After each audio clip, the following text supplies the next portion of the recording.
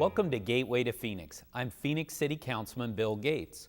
On today's show, we will visit the Moon Valley Park to check in on some of the recent improvements they have going on over there, and you'll learn about how you can get involved and help with future improvements. We'll also highlight a District 3 business that is a good neighbor, and they're helping to inspire some special young residents.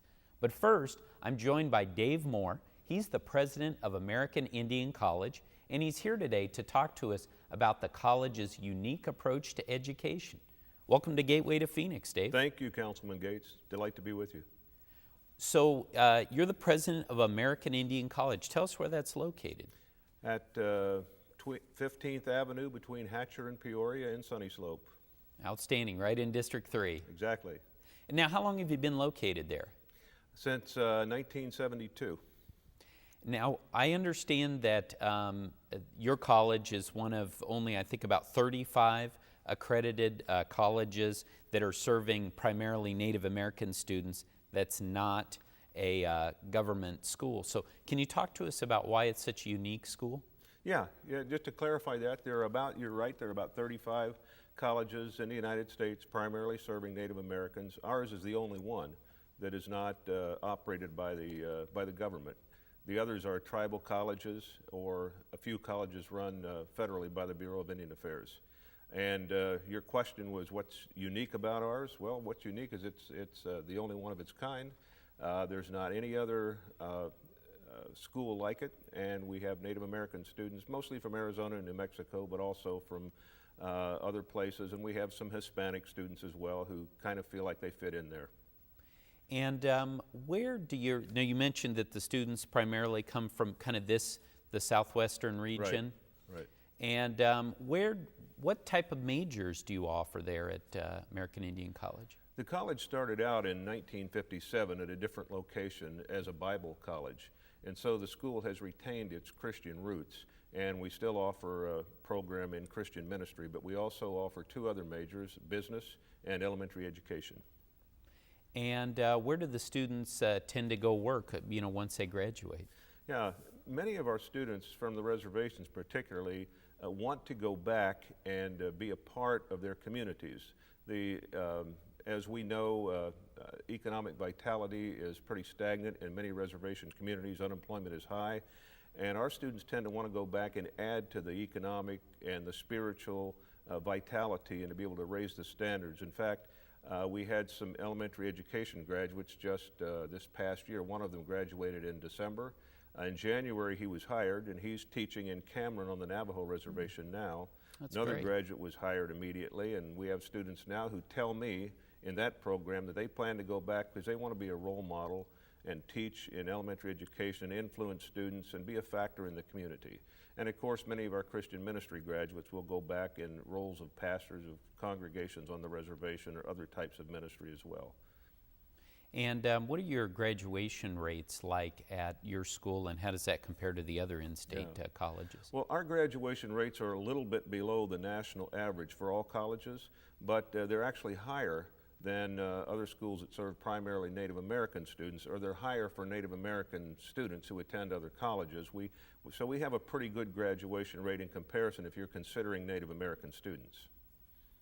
Now, I know you have some other activities there at the college, particularly in the summer. Maybe you can talk about some of that as well? Yeah, we don't have summer school classes for students because our students, we like to put them in internship awareness programs where they can go and serve to help put their educational values on display and learn in a setting, in an environment.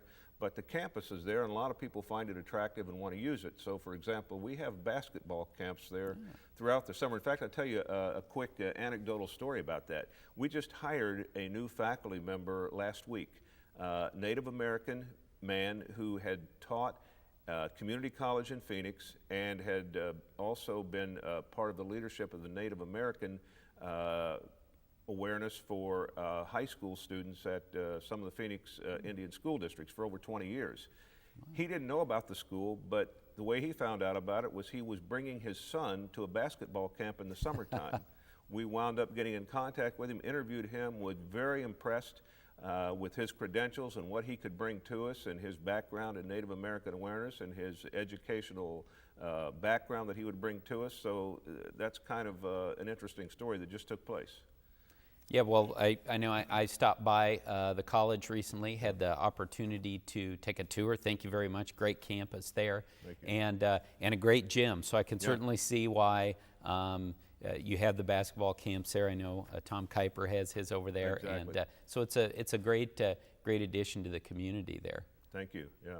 Now, do you have any financial aid scholarships available for your students? Our students are eligible, of course, for federal financial aid that any other students going to any college would be, the Pell Grants, the Supplemental Education Opportunity Grants, and others. In addition to that, we have a very generous program of institutional grants that are, some of them are merit-based, based on students' academic standing in high school, and some of them are need-based as well. And some of them are situational based. If we have more than one member from the same family, or if their parents are alumni or whatever, we have aid available for them as well. That's fairly generous. Well, it's exciting. We were talking earlier about your growth plans and how things are expanding at the college. Maybe you want to talk about some of the things you're already starting to see, for example, with next year's class. Well, we started a strategic planning process called Continuous Quality Improvement back last fall. And so we started looking at where we are as an institution, where we've been, and where we hope to be. And the result of that is we came up with a 2020 vision plan, where we hope to be by the year 2020. We believe that we can add significant number of online students. We believe we can add the number of students living in campus in our dormitory facilities. We can double that, we believe. And we believe we can also include many students that will come from the community and live off campus. And so we've got kind of some benchmarks put in place, and we look for some significant growth over the next few years.